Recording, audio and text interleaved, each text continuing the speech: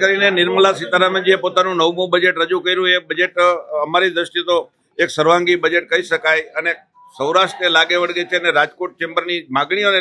લાગે વળગી છે ત્યારે એમએસએમઈને વધુ બુસ્ટ કેમ આપવું એને ધ્યાનમાં રાખીને આજના બજેટમાં એમએસએમઈને સૌથી વધારે બુસ્ટ આપવામાં આવ્યું છે અને 10,000 કરોડનું ફંડ જ્યારે એલોકેશન કરવામાં આવ્યું છે ત્યારે સમગ્ર સૌરાષ્ટ્રની એમએસએમઈ ઉદ્યોગને આનાથી એક નવો જીવમાં જીવ આવશે અને આવનારા દિવસોમાં એમએસએમઈમાં વધુ રોજગારી પર્યાપ્ત મળી શકશે। સૌરાષ્ટ્રની રાજકોટ ચેમ્બરની વારંવાર રજૂઆત હોય છે અને આવનાર જ્યારે બજેટમાં પ્રી બજેટમાં અમારી 17 કે 18 માંગણીઓ હતી એમાંથી 3 કે 4 માંગણીઓ સંતોષાણી છે અને આવનારા દિવસોમાં જે માંગણીઓ નથી સંતોષાણી એના માટે અમે તત્પર પ્રયાસો કરીશું અને સૌરાષ્ટ્રને એક વેગવાન ઉર્જા કેમ મળે એના માટે થઈને રાજકોટ ચેમ્બર કાયમી પ્રયત્ન કરે છે અને પ્રયત્નશીલ રહેશે। એમએસએમઈ ઉદ્યોગથી રાજકોટને સૌથી વધારે ફાયદો કદાચ ગુજરાતમાં થશે તો રાજકોટની થશે એટલા માટે કે રાજકોટની આજુબાજુમાં અંદાજે 2,48,000 એમએસએમઈ ઇન્ડસ્ટ્રી સળવાયેલી છે। આજનું નિર્મલા સીતારામનજીએ જે 9મું બજેટ રજૂ કર્યું જે ખરેખર ખૂબ જ આવકારદાયક છે અને આજના રવિ પુષ્ય નક્ષત્ર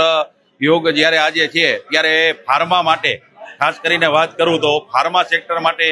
ખૂબ જ સારું બજેટ, આવકારદાયક અને ખુશી આપનારું બજેટ છે કારણ કે 10,000 કરોડ જેવી માતબર રકમ બાયો ફાર્મા માટે થઈને જે જાહેરાત કરી, દવા બનાવવા માટે, રિસર્ચ એન્ડ ડેવલપમેન્ટ માટે ખાસ કરીને ભાર દેવાની જે જાહેરાત કરી અને વૈશ્વિક લેવલે આપણા સેક્ટરને આગળ લઈ જવા માટે, ભારતને આગળ લઈ જવા માટેની જાહેરાત ખૂબ જ આવકારદાયક છે। તદુપરાંત મેડિકલ ટુરિઝમ ક્ષેત્રે ભારતને એક વૈશ્વિક હબ બનાવવા માટે 5 રિજનલ મેડિકલ ટુરિઝમ સેન્ટર બનાવવાની વાત પણ આવકારદાયક છે। તદુપરાંત જામનગરની અંદર એક WHO સેન્ટર બનાવવાની જે જાહેરાત કરવામાં આવી અને 3 આયુર્વેદિક સેન્ટર બનાવવાની જે જાહેરાત કરવામાં આવી છે એ પણ ખૂબ જ આવકારદાયક અને આયુર્વેદને આપણા દેશના જે ધરોહર છે, આપણી દેશની જે સંપત્તિ છે આયુર્વેદ એને એક વૈશ્વિક લેવલે લઈ જવાની જે નિર્મલા સીતારામનજીનું કદમ છે ખૂબ જ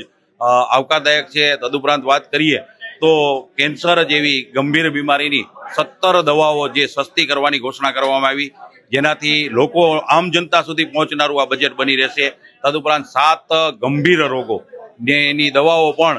સસ્તી કરવાની જે જાહેરાત કરી છે એટલે આફ્ટર ઓલ ભારતની પ્રજાને, ભારતના લોકોને સુખાકારી માટે થઈને જે ખર્ચો છે એ ઘટશે અને લોકો સુધી પહોંચનારું બજેટ બની રહેશે। તદુપરાંત વાત કરીએ તો આ બજેટ આમ જોઈએ તો સર્વગ્રાહી બજેટ ગણી શકાય। દરેક સેક્ટરને આવરી લેવાનો પ્રયત્ન કર્યો છે। ખાસ કરીને સૌરાષ્ટ્રની વાત કરીએ તો સૌરાષ્ટ્રમાં એમએસએમઈ સેક્ટર બહુ જ ઝાઝા છે। એમએસએમઈ માટે 20,000 કરોડ જેવી માતબર રકમ ફાળવી અને ચેમ્પિયન એમએસએમઈ બનાવવાની જે ગ્લોબલ લેવલના એ જાહેરાત પણ આવકારદાયક છે અને સરકારની તમામ ખરીદીઓ એમએસએમઈ દ્વારા જ થાય,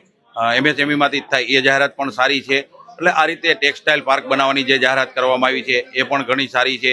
રેર અર્થ મેટલ માટે આપણે જે બીજા દેશોના ડિપેન્ડેબલ છીએ એમાં પણ આપણે ઓરિસ્સા, આંધ્ર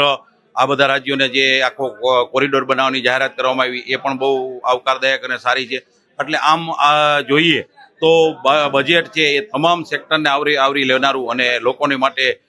ઘણું જ આશાસ્પદ બજેટ છે।